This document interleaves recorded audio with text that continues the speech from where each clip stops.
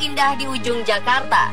Tetapi tak banyak yang tahu jika pulau ini memiliki sejarah dan kisah menyeramkan di baliknya. Beberapa tanda kengerian melihat dari sejumlah kuburan dari prajurit Indonesia, tentara Belanda, dan mata-mata kelompok Nazi. Kisah tentang sosok noni Belanda yang sangat terkenal dan suka menampakkan dirinya di pulau ini semakin menambah aura menyeramkan di sini. Lalu seperti apa kisahnya? Pemirsa, ini kelanjutan cerita misteri series Pulau Onrus bagian kedua versi On The Spot.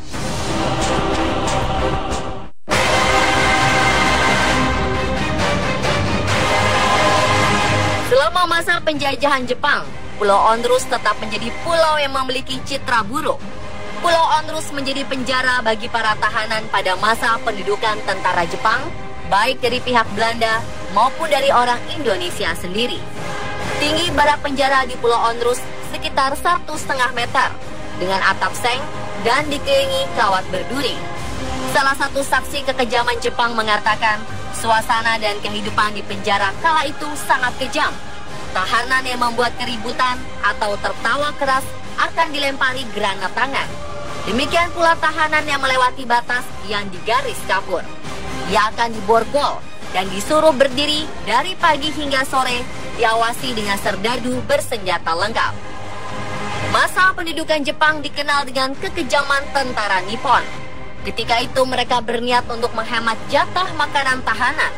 Jepang lalu mengadu para tahanan di area gladiator. Area ini berbentuk lingkaran dan disekat bangunan beton semen. Para tahanan diadu untuk menunjukkan kekuatannya hingga tewas.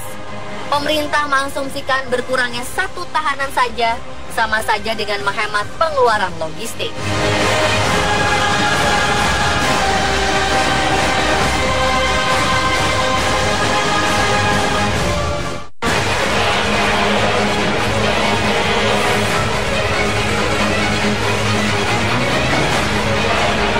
Pasca kemerdekaan Indonesia, tepatnya sekitar tahun 1960-an, Pulau Onrus dimanfaatkan oleh pemerintah RI sebagai tempat karantina bagi para penderita kusta. Pada 1960 hingga 1965, pulau ini difungsikan sebagai tempat penampungan para gelandangan dan pengemis. Pulau ini juga dimanfaatkan sebagai basis perlatihan militer.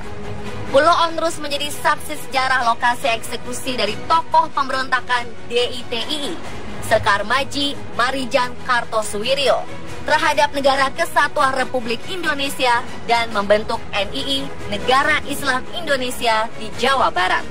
Konon, makam yang dikeramatkan di pulau ini dipercaya sebagai makam Kartosuwiryo.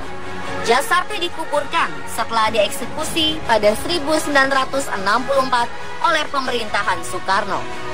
Terjadinya revolusi tahun 1965, yaitu pembersihan komunisme di tanah air. Pulau Onrus menjadi terbengkalai dan dianggap tak bertuan, hingga banyak aksi pembongkaran dan pengambilan material bangunan secara besar-besaran oleh penduduk sekitar pulau. Hal ini menyebabkan bangunan-bangunan bersejarah di Pulau Onrus hanya meninggalkan puing-puingnya saja. Beberapa rumah dokter di sini dijadikan museum. Akhirnya, setelah 7 tahun dibiarkan saja, pada 1972, Gubernur DKI Jakarta Ali Sadikin mengeluarkan surat keputusan yang menyatakan Pulau Onrus sebagai pulau bersejarah daerah Suaka Taman Purbakala Kepulauan Seribu. Adapun sisa bangunan yang masih ada antara lain bekas penjara, bekas rumah dokter yang dijadikan museum, gudang, kantor, reruntuhan bekas rumah sakit, bekas dermaga, dan pos penjagaan.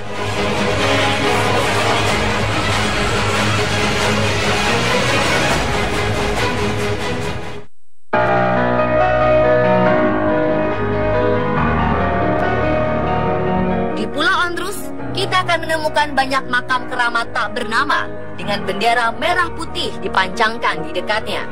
Kita juga akan menemukan pemakaman Belanda yang di tengahnya terdapat sebuah pohon tua berukuran sangat besar hingga menimbulkan kesan semakin menyeramkan. Konon, Kompleks pemakaman Belanda di Pulau Onrus ini penuh dengan cerita-cerita mistis.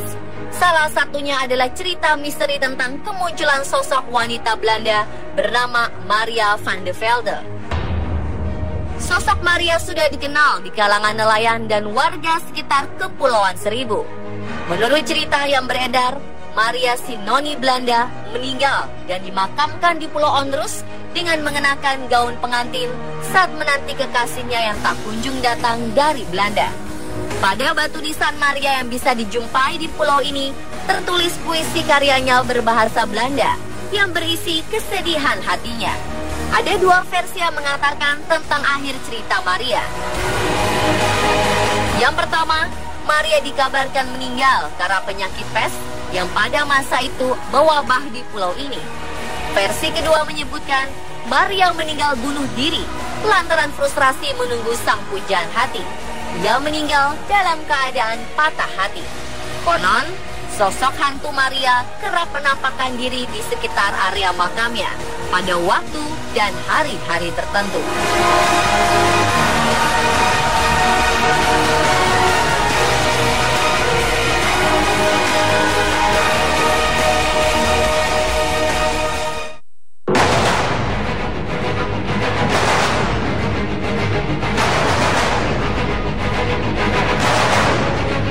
Selain cerita menyeramkan, terdapat mitos tentang harta karun VOC yang ditimbun di Pulau Onrus. Hal ini bermula dari keganjilan sejarah. Bagaimana mungkin sebuah institusi dagang sebesar dan sekuat VOC mendadak bangkrut secara tiba-tiba? Keserakahan, salah urus, dan korupsi diduga menjadi salah satu penyebab bangkrutnya VOC. Anehnya, menjelang bangkrut, perusahaan dagang ini memiliki hutang yang sangat besar. Saking besarnya, VOC bahkan nyaris tak lagi bisa membayar dividen tahunannya. Dari sinilah muncul dugaan bahwa jutaan gulden harta kekayaan VOC telah digelapkan. Diduga kuat, pejabat VOC telah menggelapkan dan mengkorupsi emas batangan dalam jumlah yang sangat besar, mencapai ratusan.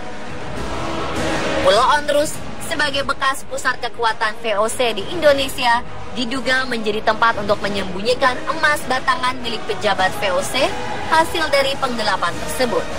Hal ini dibuktikan dengan penemuan harta karun di kapal dagang VOC yang tenggelam di Selat Malaka bernama The Helder Molse. Di kapal ini, si penemu Michael Catcher bersama tim pemburu harta karunnya menemukan 126 emas dan 160.000 keramik dari dinasti Ming dan Qing. Beberapa cerita dari berbagai sumber mengatakan terdapat sebuah terowongan rahasia bawah laut yang menghubungkan Pulau Kelor dan Onrus. Tempat ini diyakini menyimpan harta karun berupa emas dan perhiasan peninggalan Belanda. Pada masa pemerintahan Presiden Soeharto pernah dilakukan penggalian terhadap harta karun tersebut. Namun kenyataannya hal itu tidak pernah ditemukan hingga kini.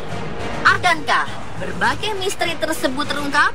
Atau akan terkubur selamanya bersama kisah dan sejarah yang kelam? Pemirsa, itulah sejarah dan misteri mengenai Pulau Onrus versi On The Spot.